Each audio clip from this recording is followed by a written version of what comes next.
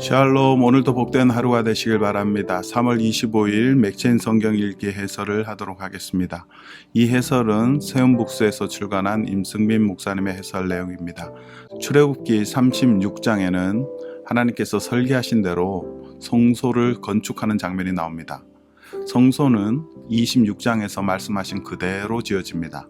성경은 이 건축에 직접 참여한 사람을 지혜로운 사람이라고 합니다. 왜 지혜로운 사람이라고 했을까요? 1절은 다음과 같이 말합니다.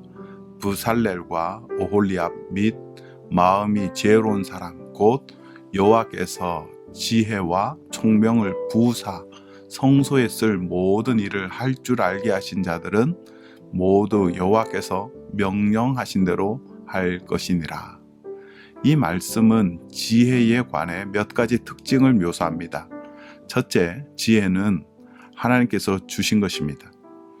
둘째, 여기서 지혜는 재능과 관련이 있습니다. 셋째, 지혜로운 사람은 여호와께서 명령하신 대로 행할 의무가 있습니다. 우리의 모든 재능은 하나님께로부터 온 것입니다. 그러므로 우리는 이 재능을 자랑하지 말고 재능을 주신 하나님을 자랑해야 합니다. 또한 재능으로 자신을 높이기보다 하나님께서 명령하신 일을 차분히 감당해야 합니다. 잠언 12장에도 지혜에 관한 교훈이 나옵니다. 지혜로운 사람은 자신의 꾀나 세상의 처세를 신뢰하지 않습니다. 하늘로부터 오는 지혜를 신뢰합니다. 그래서 훈계를 좋아합니다. 자기 안에서 살며시 삐쳐나오는 악을 싫어하기 때문입니다. 하늘의 지혜를 사모하는 사람은 선과 악을 분명히 구분합니다. 5절 말씀입니다. 의인의 생각은 정직하여도 악인의 도모는 속임이니라. 말과 행동 속에 은근히 배어 있는 선과 악을 파악합니다.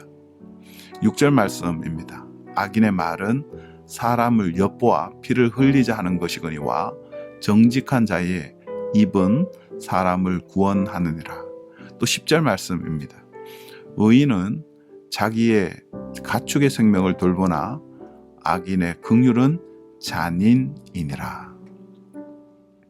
요한복음 15장은 어떻게 해야 참된 지혜를 얻고 참된 선을 행할 수 있는지를 가르칩니다. 예수님은 자신을 참 포도나무, 하나님을 농부로 비유합니다. 그리고 제자들을 그 나무에 붙어있는 가지로 비유합니다. 그러므로 제자들이 열매를 맺기 위해서는 반드시 예수님께 붙어 있어야 합니다. 4절 말씀입니다. 내 안에 거하라 나도 너희 안에 거하리라. 가지가 포도나무에 붙어 있지 아니하면 스스로 열매를 맺을 수 없음 같이 너희도 내 안에 있지 아니하면 그러하리라. 그 열매는 사랑의 계명을 지키는 것입니다. 예수님도 아버지의 계명을 지켰습니다. 그러므로 우리도 예수님의 계명을 지켜서 열매를 맺어야 합니다. 또 다른 열매는 이 세상에 속하지 않는 것입니다. 우리가 예수님 안에 거하면 세상은 우리를 미워하게 됩니다. 세상은 자기에게 속한 자들만을 사랑하기 때문입니다. 에베소서 5장은 사랑의 계명을 구체적으로 설명합니다. 그리스도 안에서 열매 맺는 삶이란 그리스도께서 우리를 사랑하신 것 같이 우리도 사랑 가운데서 행하는 것입니다. 이것은 음행과 더러운 것과 탐욕을 가까이 하지 않는 것이고 착함과 의로움과 진실함과 곧 빛의 열매를 맺는 것입니다. 좀 더 구체적으로 적용하자면 성령의 충만함으로 주의 뜻을 이해하는 것인데 피차 복종하는 삶입니다. 그 첫 번째 현장은 부부 사이입니다. 남편은 그리스도가 교회에게 하듯이 생명을 다해 사랑해야 하고 아내는 교회가 그리스도에게 하듯이 온 힘을 다해 순종해야 합니다. 부부는 그와 같은 관계 속에서 그리스도와 교회의 신비로운 관계를 더 깊이 깨닫게 됩니다.